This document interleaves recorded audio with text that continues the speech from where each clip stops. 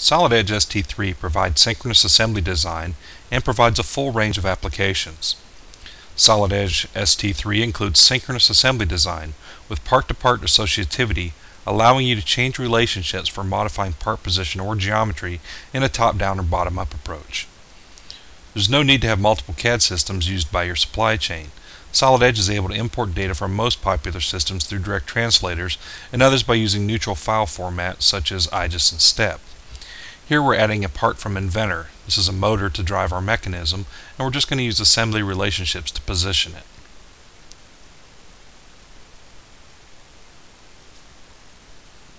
The next part that we want to add is coming from SolidWorks. This is an adapter plate that's going to go between the Inventor part and the mounting sheet metal bracket. Once again, we'll just use assembly relationships to position the part in our subassembly.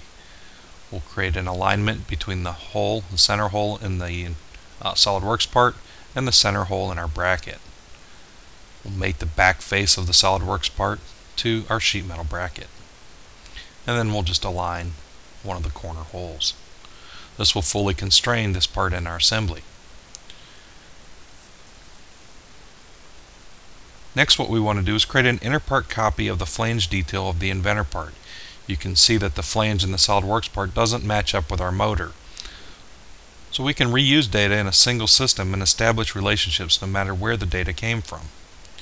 So here we're just going to create this inner part copy of this set of faces from the Inventor part.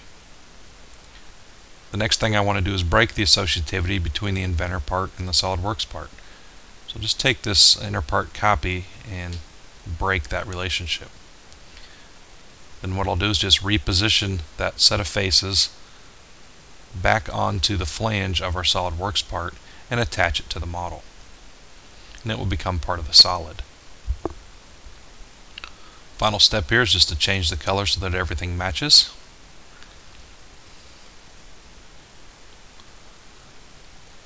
And then what I'm going to do is use the background data. You can see the Inventor part there.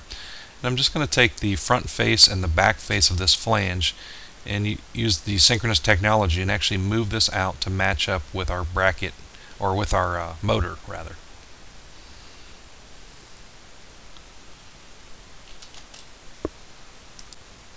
It's also possible to make use of imported parts and establish part-to-part relationships at any time to accommodate different design goals. So here we're saving some relationships within our SolidWorks part, and then what we want to do is actually create some inner part relations between the SolidWorks part and the Inventor part. So here we can get a nice dialog that tells us what relationships it found. It found some coplanar relationships between some faces as well as some concentric holes. And you can see that it copies that geometry into the SolidWorks part. We're going to do the same thing with the bracket, the sheet metal bracket. This time we only want to find the concentric holes.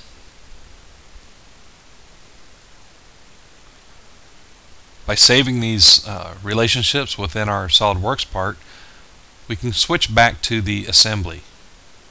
And from the assembly we can use synchronous technology to move faces in the parts. So I'm using the synchronous technology to move this face of the sheet metal bracket. You can see that the hole is coming along because of live rules. And once we commit to that change, you can see the SolidWorks part, because of those inner part relationships, will update to the change. We're going to do the same thing to the Inventor part. I'm going to select a face on the Inventor part and make it larger.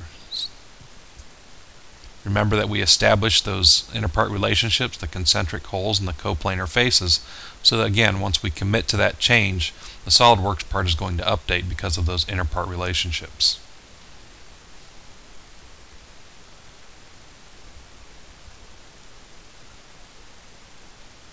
The same can be done with sheet metal files. Let's switch our configuration. And here we're looking at the floor panel in our lawn mowing machine and some brackets. And what I want to do first of all is establish a relationship between the face of the floor panel and the face of the bracket to make sure that those are aligned.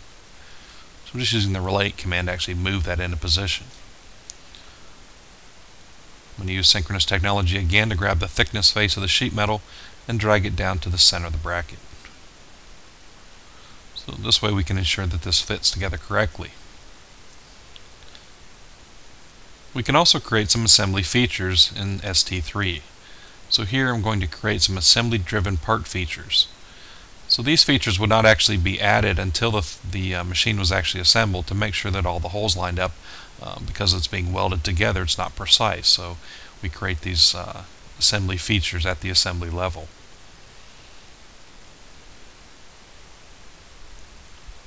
Here I'm just offsetting some construction geometry. And then what I want to do is add some holes. We'll establish this as a 12 millimeter diameter hole and that we want it to go through all parts.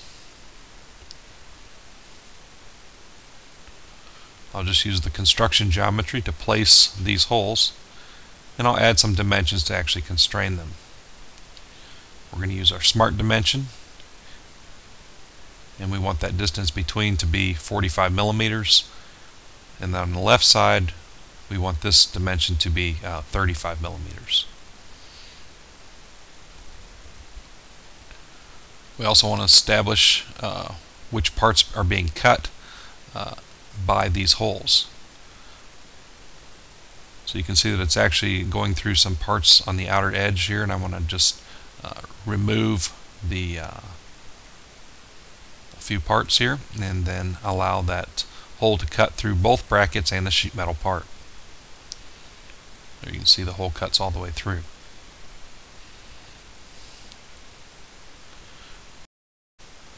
Next, we're going to create interpart relationships again between the bracket and the sheet metal part. Notice that it finds the coplanar relationship between the sheet metal part and the bracket, and we're going to save that relationship in the bracket. So now if I change the sheet metal part by adjusting this angle, I'm going to make this 8 degrees. I'm going to increase this by 8 degrees, this angle. And what you're going to notice is that the brackets on the sides are going to update because of that saved relationship within the bracket. Also notice that the assembly features will update to the correct position. We'll show that one more time by moving this floor panel. I'm going to move this face out 35 millimeters. And notice how the bracket is going to track with it, and as well as the assembly features, the holes.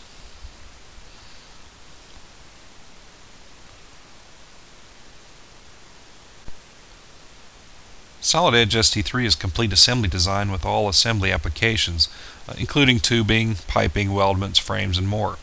So here what we're going to do is take a look at wiring and how it behaves in ST3 as an example. So we're just going to transition into the wire harness design, and we're going to create some wires between some existing components in our assembly. Simply select the input and the output of the wire from one component to the next. And then I need to define the type of wire that we're going to be adding, and in this case it's 14 gauge aluminum. We also establish the color. And we'll just continue to do that and add a few more wires. Again, we'll establish a different color for this particular wire. And then we'll add one more.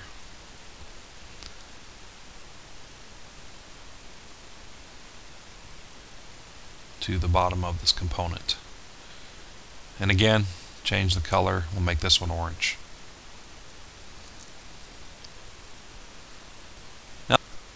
Now that we have the wires established, what we want to do is bundle them together into a cable. So using the cable command, I'll select the 3 wires I just created, and then I'll define where I want the cable to reside. So I want it to go through these 2 brackets, through the sheet metal part, and then I want it to be tied with a wire tie represented by this sketch. Finally, I just define the type of cable. It's a 3-strand 14 gauge cable.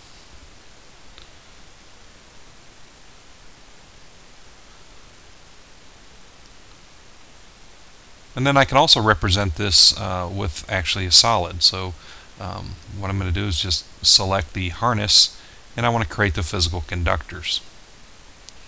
You can see that it creates the solid model represented by those wires.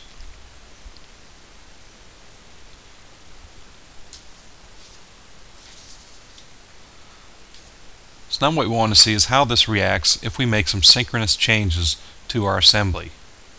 The first thing I want to do is I want to move the two holes that are coming through the sheet metal part. We're going to move these cylinders out, and you can see that as I begin to drag this, synchronous technology keeps the two holes aligned along the z-axis. I'm just going to move these out 50 millimeters. Notice that the grommets as well as the wires track with this change. We'll make one more change. We're going to take this bottom cylinder, this bottom hole in the sheet metal part, we're going to move it down. And once again, you're going to see the grommet goes with it, and the wire also gets updated to the new position. And then the final synchronous change I'm going to make is to move the bracket that the wires are going through. I'm going to move it up 30 millimeters, maybe to create some clearance. So with an integrated design environment, Solid Edge ST3 fulfills the vision of synchronous technology for accelerated design, faster, more flexible change, and more reuse with imported data.